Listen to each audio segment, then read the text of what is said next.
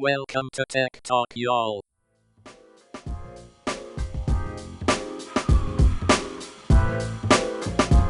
Hi, and welcome to Tech Talk, y'all, episode 383. I'm Adam Walker, and we've got guest host Mickey Mellon. Mickey, welcome back. Hey, good to be here again, man. Yeah, it's going to be a fun. It's been an interesting week in tech, I feel like. It has. In particular, an interesting week. So a lot to talk about, and you always have good tech recs, so that's going to be good. Any preamble that we need to go over before we dig into this, or are you just ready to go? No, there's just lots of interesting stuff, so let's dig in here, yeah. All right, what do we got first? Yeah, this first one is Musk's XAI updates Grok chatbot after white genocide comments. So Grok was talking about white genocide, which is not always a great thing to do. So yeah, what do you think about that? Well, it was white genocide related to South Africa. Yeah. And here's what concerned me about this article. I was reading the article, and there was a quote. I think it was from Elon, and it was like there was an unauthorized update to the chatbot. And my concern is, how is that possible? Like, that should never be possible. Like, there should be some kind of double authenticate, something that would keep an unauthorized update from ever happening. I mean, especially to a chatbot that's being used by so many people. Like, I mean, doesn't that strike you as a very odd statement?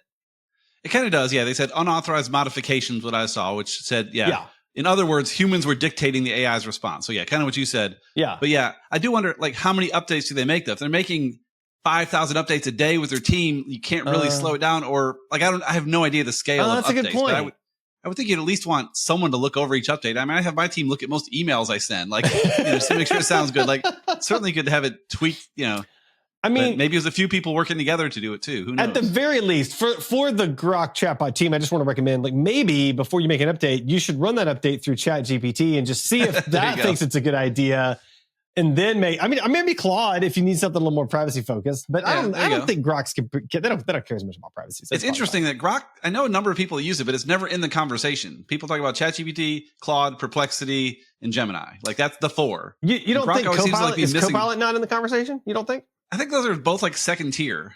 Yeah, I don't know. I agree. At least in the conversations I have, that's more anecdotal. I don't hear Perplexity a lot. I've used it a bit, but I don't hear it very much. I hear ChatGPT, Gemini, and honestly, not much else. I mean, really. Yeah. Claude maybe, but those are certainly the big two. Yeah. Yeah, for sure. So we'll see where Grok ends up, probably with everything else Musk does. So it's gone soon. It's going to be, yeah. So, well, there's more we're going to be talking about that's gone. I read the article that you tagged, and I was like, oh no, but we'll talk about that later. Yes, that too. Yeah. Something that's not gone and we think probably should be. MoviePass gets $100 million investment in box office game mogul.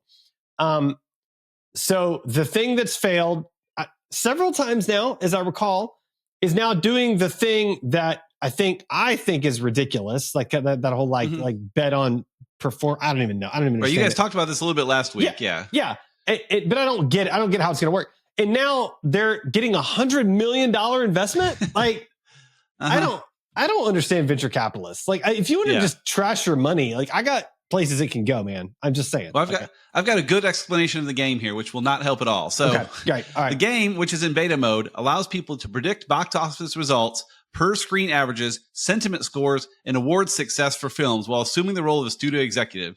Users of the app can compete in tournaments, head-to-head matchups, or play solo. MoviePass is likening it to a fantasy sports league. So I still don't really understand. Like, you can pick which movie's going to do great. I get that. I don't understand the rest.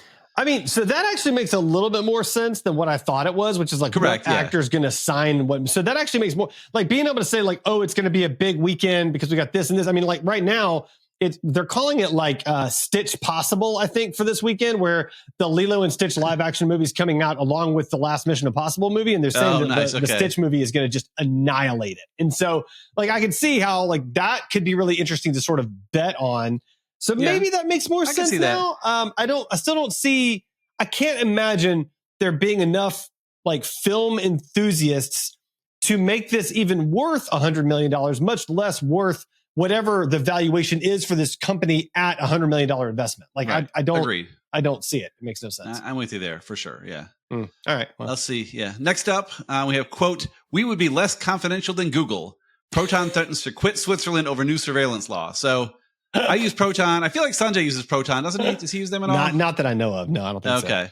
Yeah, but Proton, they're privacy-focused email and calendar and stuff, and they're not real happy with what Switzerland's doing. So, yeah, Switzerland's what they're doing a thing where they'll require them to have user information, right? Like what's it called? Like store actual user names and real information about the user, which is the whole point of it being like anonymous or private or whatever, right? Right. Well, it's not the whole point, but it's a lot of the point. Like they're not going to break encryption, which is nice. They've tried before to say we would need a backdoor to encryption, which you guys have talked about a lot. There's no such thing. A backdoor to encryption means it's not really encrypted. So at least they're not trying to break that. I mean, I'll give them some credit, but the quote I saw says, the whole point of security and privacy is not being able to link the usage to the person. That's the most critical thing. And that's what they're trying to do is link, they won't know what I'm saying to you. They'll say, oh, Mickey talked to Adam this time, that time. Yeah, you'll see all the details. You won't have the encrypted stuff, which is good, but it's still, Proton's not real happy about that because their whole thing is ultimate privacy and it's not going to have that. And basically they said we're leaving the country. If they pass this law, we're not based here anymore. We're going to leave. And I don't know where they're going to go, but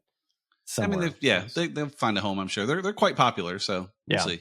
Well, speaking of quite popular, Sesame Street saved Inc.'s new subscription deal with Netflix. Okay, first of all, I had no idea that Sesame Street was potentially going off air, which would have been, I would have been kind of sad about that. I'm not gonna 56 years in, I think. Yeah. Yeah, I mean, I watched Sesame Street as a kid. Several of my kids watched it. Now, not all of them, sadly. They kind of moved on from it after a while. And some of my younger ones have never even seen an episode, I don't think, which is a little sad now that I think about it. But how about you? I mean, did you watch it? Did your kids watch it? I watched it a ton. I mean, my favorite movie growing up was Christmas Eve on Sesame Street.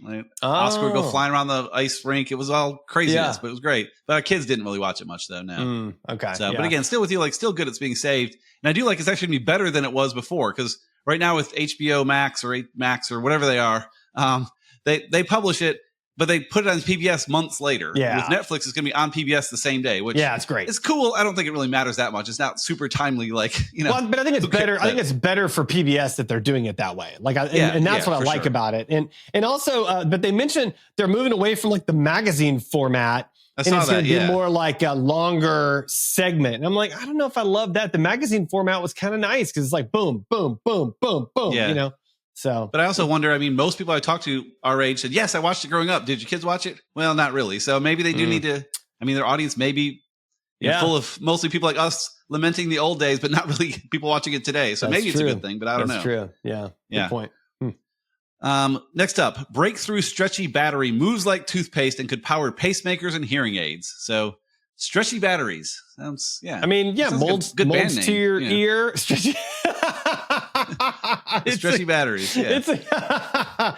Hey, London, we're the stretchy. I don't know why I just tried to do a London. I'm not sure why you went there, but hey, London, we're stretchy batteries. So that was a bad move there. Please forgive me if you're listening from the UK. I apologize. So this is cool. This is technology continues to advance. We're able to do more cool things. I like it. I got nothing else to say about it. How about you? You got anything else? A few things. I read into it a bit more. So they compare it to a water balloon. It's much smaller, of course, but where it kind of holds its overall shape, but can stretch and bend a little bit, but still kind of stays in shape. They said it can be stretched to double the length and still work just as well. So that's quite stretchy. Okay. Can be recharged and discharged over 500 times, which is good. Other batteries do better, but that's solid.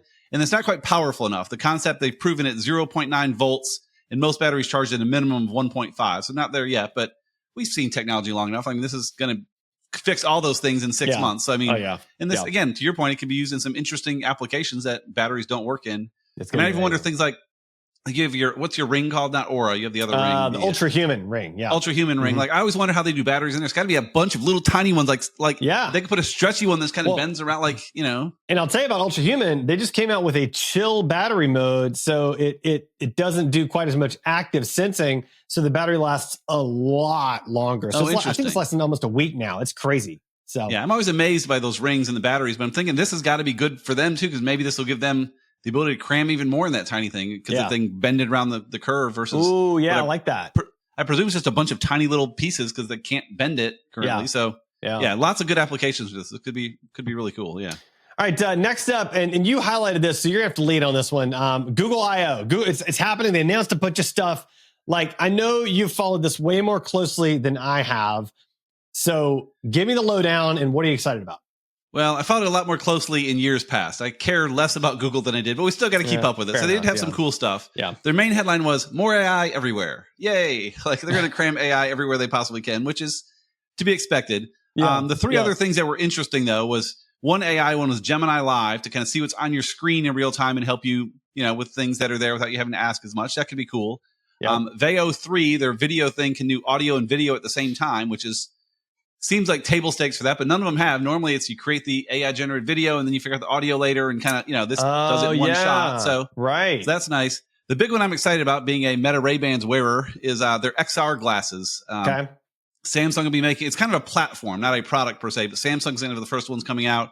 Warby Parker's working with them. They're like Meta Ray-Ban glasses where they'll have cameras and microphones and stuff, but they'll have a second version that also has screens. You can see heads up stuff like just on your lenses where no one else can even see it. Like it's not like Google Glass, Okay. So I'm looking forward to that kind of thing. Again, I probably won't get Google's because it'll cancel it next year and then you'll have worthless glasses. Sure. But there's, I think, like 6 different companies coming out with similar things this year. So it's going to be an exciting space for a while. Yeah. I mean, the challenge. Oh, go ahead. No, I mean, the glass is going to be, I almost wonder, because like right now there's a lot of people that wear contacts. I think we're going to see a lot of that go away and people are going to go back to glasses for this specific purpose. Yeah, that's a good point. I mean, I was golfing with a guy yesterday that doesn't wear glasses and he's like, he was maybe thinking about Ray-Bans and he saw mine for a day of golfing. He's like, oh yeah, I'm getting those. They're great. Yep. What I think is interesting, it's going to be challenging with all these coming out. It reminds me of the smartphones of 10 years ago. Like, oh, Adam, you got the one with the GPS. Well, mine has a front-facing camera. And like, you have to kind of trade off on which features to get. And we're going to have that with glasses for a while. Yours has a screen, but mine has better speakers. And in 3 or 4 years, we'll get parity where they all have all the features we decide are important. But it'll be tough this year. Like, oh man, that one has a better screen, but this one has better audio and this one has better camera. And you have to pick and choose, It'll be nice in a couple of years when they're all just awesome and thin and beautiful. But we've talked about on this show. I mean, Apple's working on glasses and they tend to, I mean, and that's been my experience. Like, I try not to be like an overly Apple fanboy. And of course, Sanjay is anti-Apple and I respect that. Yeah. But like Apple tends to like let other people pave the way with like the this or this or this or this or this, and then come out with kind of the standard and like, this is the product, and like, I mean, I don't think that worked quite as well with the Vision Pro per se, but, in other areas, they've done that and done really well. So it was the best product. They just missed the price and by miles. They missed up. But I mean, we've seen that with phone features. I look at things like notifications and stuff. They were way behind in how to handle notifications and widgets. But now they're doing better than anyone else. So I think you're absolutely right there. Although I have seen early looks at their glasses. I've been researching that. Sound like it's going to be more like the Ray-Bans and not have a screen, which seems especially if it comes out in a year or two, it seems like that'll be behind. So we'll see. Yeah, but that's also what they do, right? They always do things a little behind, but better, right? So it'll probably be comparable to what you're wearing right now, like in terms of function or features, but way better executed. Yeah, that's true. Right? Okay. In which case it becomes more of an entry point, and then think about MP3 players back in the day. That's what got everybody on Apple. Like they weren't even close to first in the MP3 player market, but they just destroyed everybody once they entered the market. And that, I mean, in my opinion, that's what made them Apple. Like that one move was so. Like that's the first Apple device I ever bought for myself, and I've just been on board ever since. So and it didn't have the capacity of other players at the time. It was smaller capacity, but just they did it right. I mean, I got the first iPhone when it came out. I was an Android guy for much of the time after that, but the first one I went from a Nokia N95. Now that one had a front-facing camera and it had GPS and it had a lot of stuff that the first iPhone didn't have. Like I downgraded a bunch of features, but the overall phone was just so much better. So that's wild, Apple's whole MO. So it's wild. Yeah, absolutely. Cool. So next up, Duolingo CEO says AI is a better teacher than humans, but schools will still need to exist because, quote, you still need childcare. So this kind of made me sad because I think it's completely accurate. Correct. Yes, that's kind of where I am too. Yeah. I have so many conflicting emotions about this. Right. I've got kids in school. I just went through a year where two of my kids really struggled with bad teachers. I mean, just bad teachers. Didn't teach. You want to name them? No, I do not. One of my kids' teachers, I kid you not, one of my kids' teachers, and I won't even say the school level they're in, but one of my kids' teachers said to their class, here's your homework. If you have questions, I should not be your first line of defense. you need to go to Google and do all this other stuff before you ever try to ask me. Like that was what this, I won't even say gender. That's what this teacher said.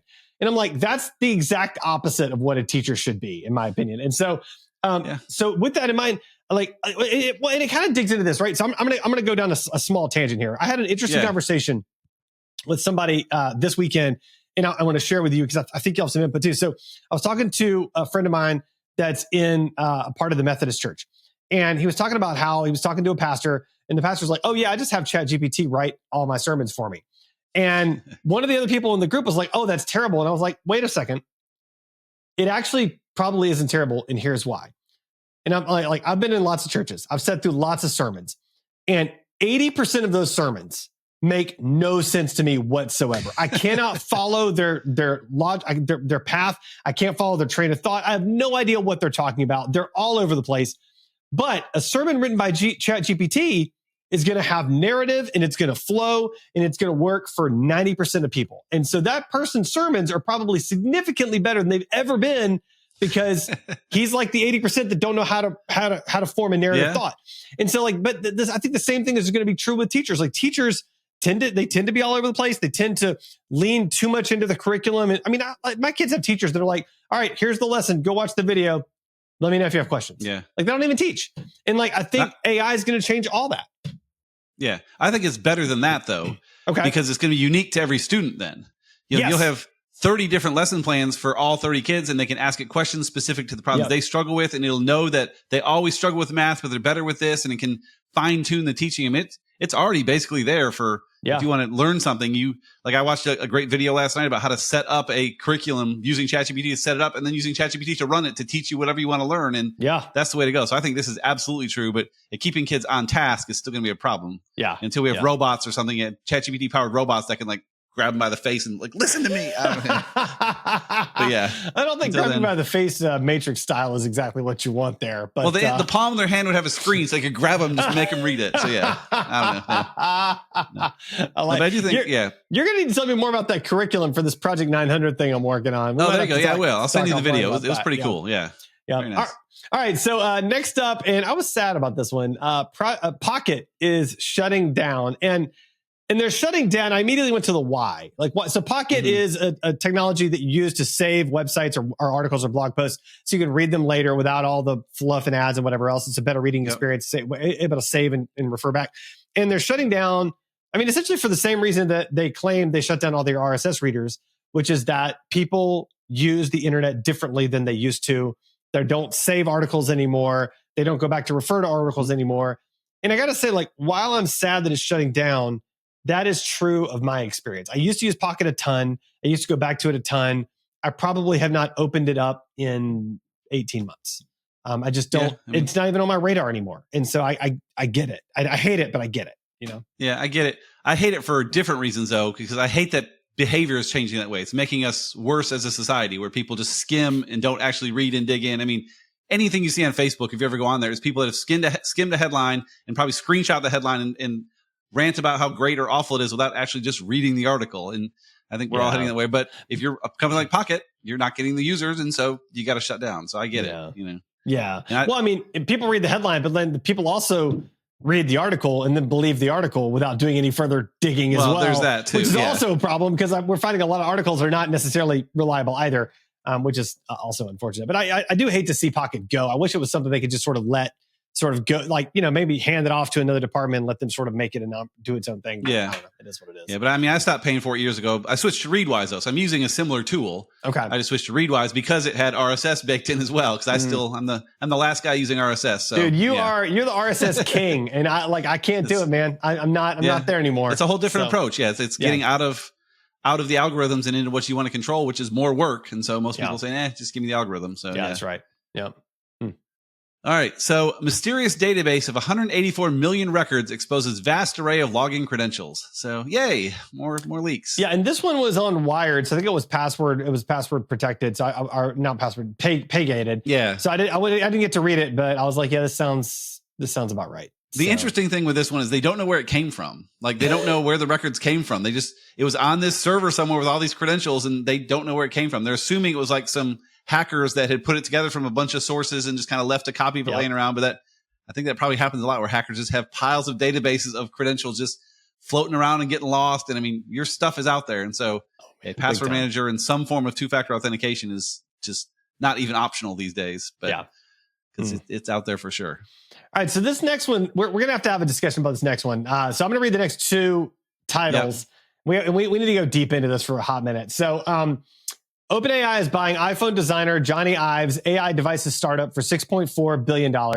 Bear in mind, OpenAI already owned 23% of Johnny Ives' startup already. So they're buying it completely. And then, of course, Johnny Ives' team is going to remain independent, but also help OpenAI with like all kinds of other stuff and do all kinds of other work and whatever else. The second article is Sam Altman tells staff plan to ship 100 million devices that see everything in users' lives. And you mentioned earlier a technology that is going to see everything live on the screen. And I've actually tried a technology like this before, and I didn't like it because it creeped me out a little bit that it was watching my screen all the time. So I guess my question to you becomes, like, where's this going to? I mean, are we going to be okay with always on cameras in our lives invading our? I mean, like it's like Alexa to the max, but visually. Right. And in screens and like where do you land on that? I like something that's on and listening always when I tell it to. Okay. Which is kind of different. I don't want it on 24/7. I want to say, cool, I want to get in that mode. And kind of like I do with my glasses. My glasses are turned off right now. Not that they're listening and stuff, but I turn them on when I'm in the mode, like I want to take some pictures and I want it to be with me to help me out. And now I'm going to turn it off so it doesn't bug me. Yeah. So a device like that could be kind of cool. If I'm out and about or in a meeting, like, yep, turn it on, let it record everything in here. Gabbard can AI it to death, do whatever, and now let me turn it back off, which, and I would probably keep it off 90% of the time, which means it's still running an hour or two a day, which, kind of tracks. But this will be interesting, though, because what is this device, Adam? Do you know? Well, I don't know. I mean, the articles I read said it's slightly bigger than the Humane AI pen. It also appears to be like they're calling it like a companion device. So this isn't like a phone. I mean, I think it's going to be very similar to the Humane AI pen. That's what I was thinking too. Yeah, actually done well because Johnny Ive. I mean, anything Johnny Ive does is very well done. Like there is no very well designed. Let's be clear on that. Very well designed. Not very well done necessarily, but very well designed. Yeah, but I mean, but I think the problem with the Humane AI pen is that the design was so flawed. Like the whole experience was flawed. Well, the physical design was okay, but the software was a disaster. The physical, but I think the user experience of the software was the problem. Correct, and I don't think he ever would let something like that happen. Right? Agreed. Yeah, for sure. So my guess is that this is going to be kind of the I view this as potentially the in-between device where I would buy something like this within the next 2 years, but then the Apple glasses or whatever like mega glasses are going to come out are probably the next 4 years, right? So I think there's room for a device somewhere in there. Eventually, it's going to be just the glasses. I don't foresee there being a need for anything else. Or some other wearable, because they said this won't be a phone or a wearable. So what I saw, it said it'll be unobtrusive, can be carried around or placed on a desk, and likely won't have a screen. But then something else said it will be unobtrusive, capable of fitting inside of a pocket. So that makes it sound like you would be sort of wearing it around. So I'm not. Yeah. Interesting. Again, everything says no one knows what it's really going to be. So. Yeah, not a phone, not a wearable, probably won't have a screen, could fit in your pocket, and it's going to record everything you do. It's probably covered in cameras. Yeah. I mean, I will say, man, if Johnny Ive creates it, it's very likely to be very good. I will say that much. But I mean, who knows? Nobody's 100%. And having OpenAI behind it, I think, helps because that was part of the problem with the Humane pen. It was just so slow to respond. It didn't give good answers. I mean, if they had just taken the Humane AI pen and put OpenAI in it, that probably would, and linked it to your phone instead of being standalone. Like there were a few little things they could have done to make it pretty good. So if this takes those little tweaks and goes beyond that, it could be a solid device. But I don't know. All right, you probably should read these next two together, and then we'll have a really good time with the last one here. So there you go. Yeah, so I'll read two of these, then we have one more related one. So Fortnite is back on U.S. phones.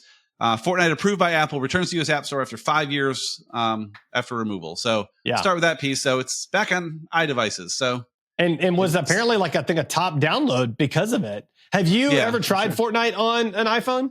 I tried it on my Android because you could still do that a year ago, and it was awful. The visuals were okay, but my only thought, I think there's a place for this, especially I assume it's on iPad as well. I mean, I'm not sure. Yeah. But if you have a Bluetooth controller and you don't have a PlayStation or whatever, I did do that. Okay. Yeah, back when you and I first started playing, I did have it on my iPad and I played it with a Bluetooth controller a couple times, and it actually was pretty good.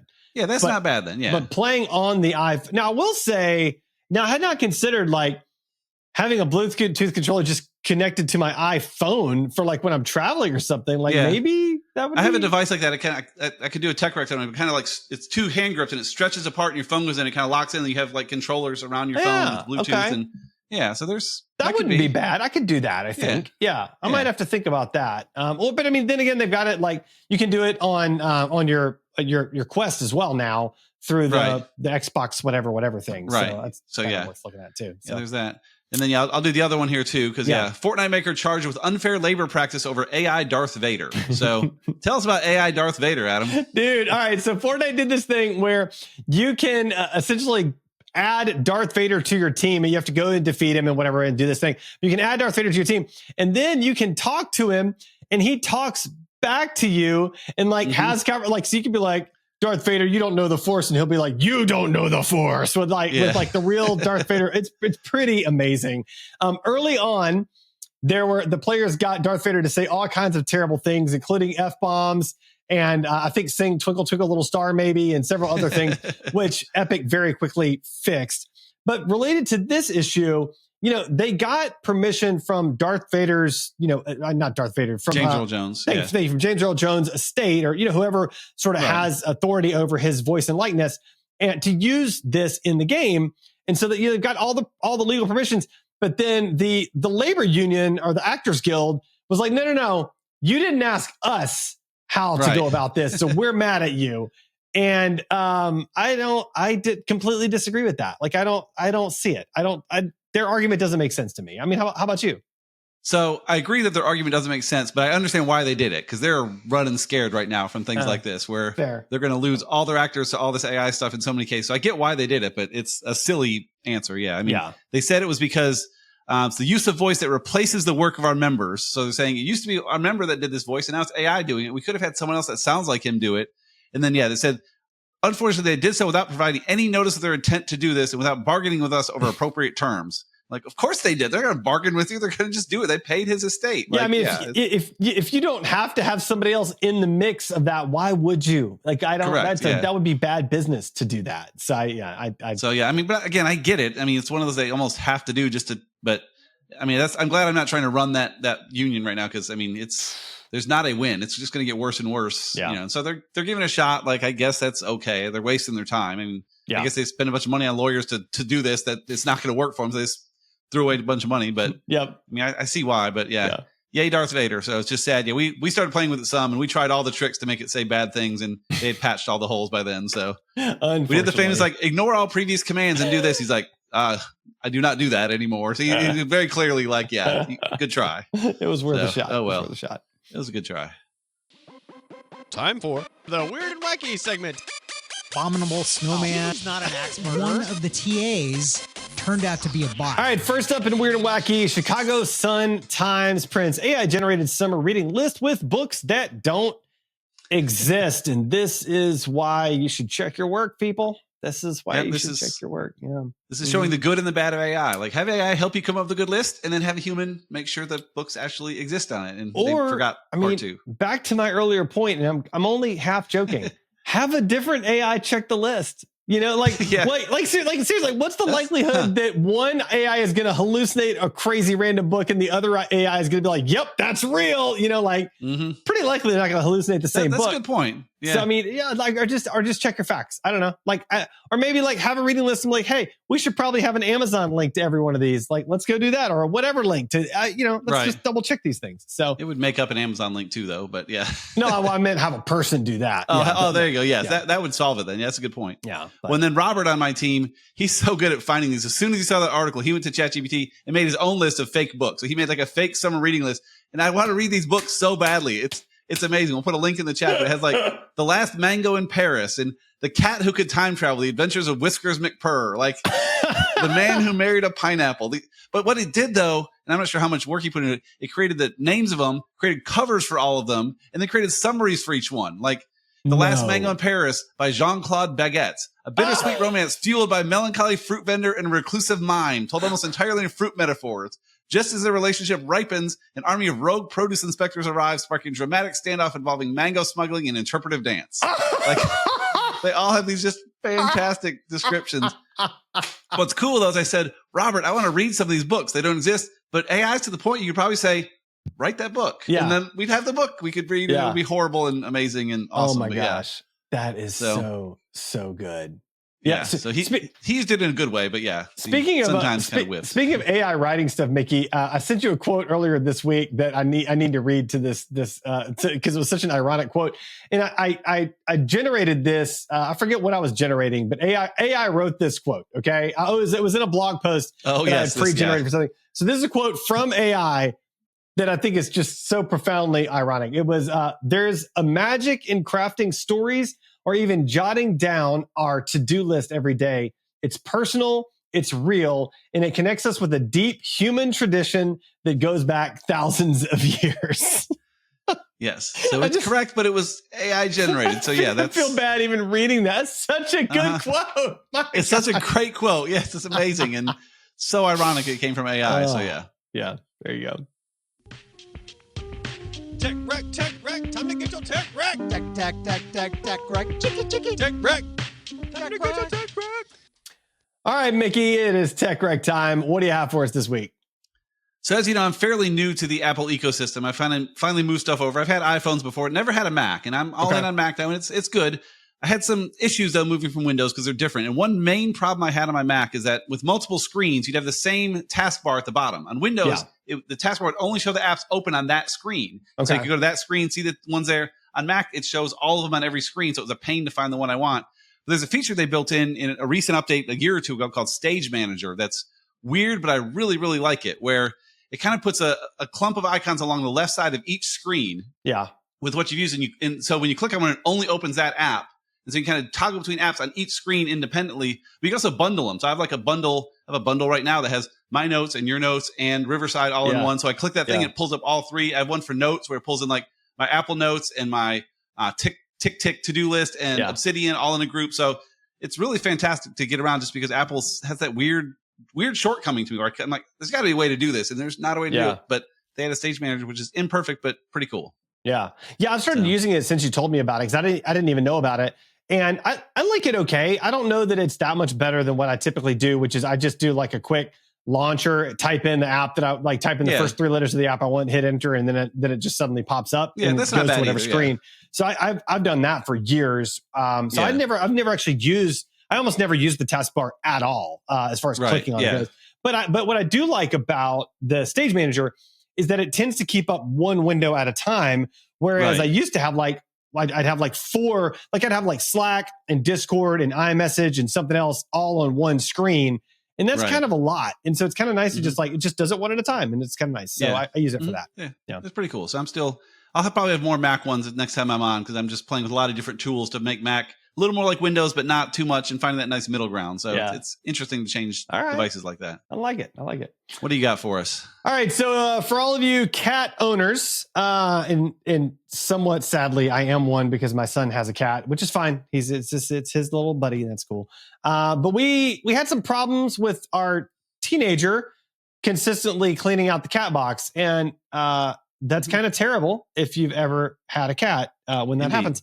So we got the Cumridge self-cleaning litter box, and it's a little large, I will say. It looks a little bit like a space capsule, but when the cat goes in and out, I think a few minutes later, 30 minutes later, it rotates and filters out all the cat stuff and drops it down into this little bucket underneath that's kind of covered, and then the litter's just clean and ready to go, and you just clean that out once a month and you're good to go. So it's pretty great, and it works really good. We got it on Amazon, and I'm very happy with it. So how long have you had it?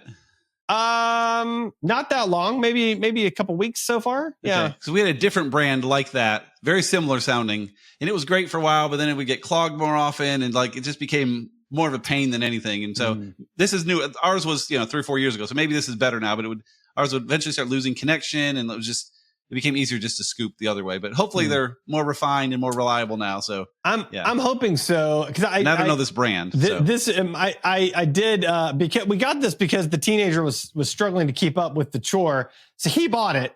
So if it doesn't work out, he'll be buying another one. So. Oh dang, okay, that's commitment, man. To get out of a chore to spend money at that age. So, He didn't have a choice. Actually, I was like, hey, since you can't seem to keep up with this, I'm taking this money out of your account and I'm buying this. And he was like, gotcha. Okay, just don't spend more than whatever. And I was like, that's fine, but this is happening. So, and how much was it? Do you remember? I think it was like $250, man. It was not cheap. Okay, it's an expensive little device. I hope it holds up then. Yeah, cool. me too. Me too. All right, Mickey, how can our listeners find and connect with you? I am Mickmel at all the things. MICKMEL. Mickmel.com is my blog, and that's where I am everywhere else. So yeah. All right. Wherever. Mickmel. How about you? You can find me at adamjwalker.com. It's got links to everything. And also, if you're still listening and you know any nonprofits that need help with AI, I'm doing a project this summer. Project 900, project900.com, trying to help 900 nonprofits with AI adoption. And they're going to use those new AI skills to improve their nonprofits marketing. So I'd love for you to sign up all the nonprofits you know, trying to get to 900 plus. So could use your help, get the word out.